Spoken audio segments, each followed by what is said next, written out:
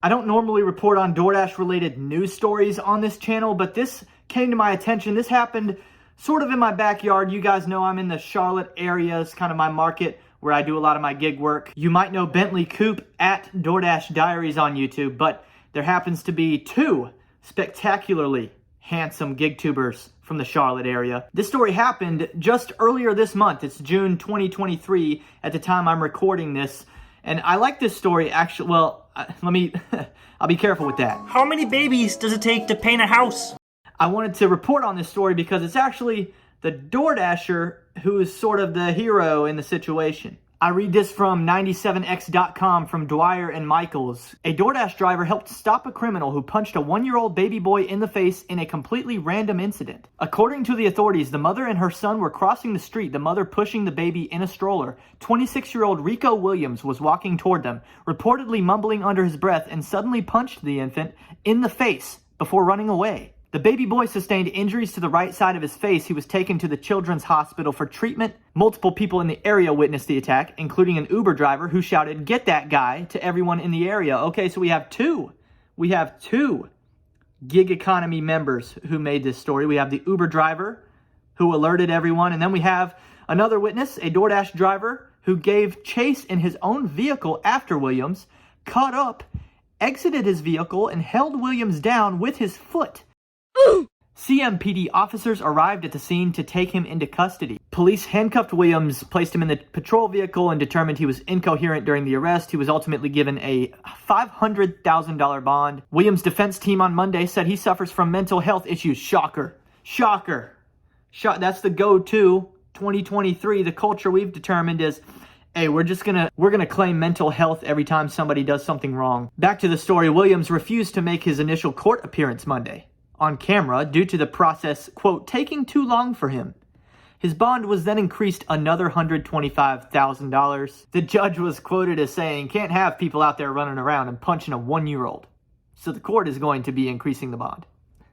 This guy is due in court again for the second time in a little under 2 months, August 10th, 2023. I wish they would name this DoorDash driver. I've looked on the internet, can't find who it is.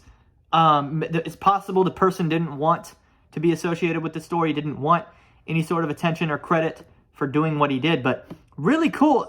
I wonder, because I got so many other people who watch this channel who are DoorDash drivers who do gig work of some sort, how would you have handled that situation? Is that something you would have done, especially on the clock as you're dashing? Are you going to witness an assault and chase someone down in your own personal vehicle? And I want honest answers in the comments section because I'm guessing many of us wouldn't have, okay? And that's why this is a story, is because this DoorDash driver demands respect for this, in my opinion, should be celebrated. Forget whether or not we share a similarity with him as DoorDash gig economy drivers.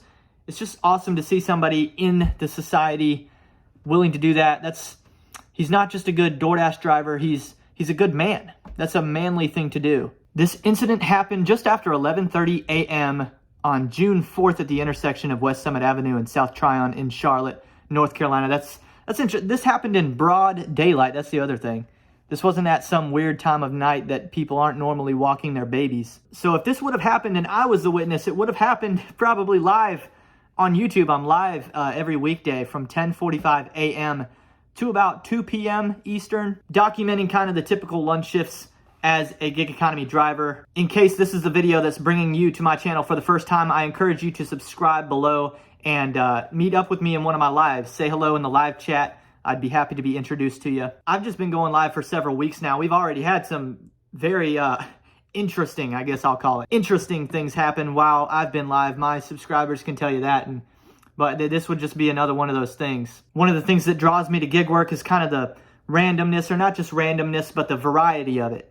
On a day-to-day basis, you just don't know who or what you're going to run into. You could see something like this go down. So don't forget the story that I've shared with you all today. Keep your head on a swivel while you're out. Be safe, because people are out here. Some people are out here to do harm. So be safe. Be willing to act when necessary. And don't be afraid. We're public enough that we never know what we're going to be called to do. We're more than just DoorDash drivers, aren't we? I will see you all next time on Welty.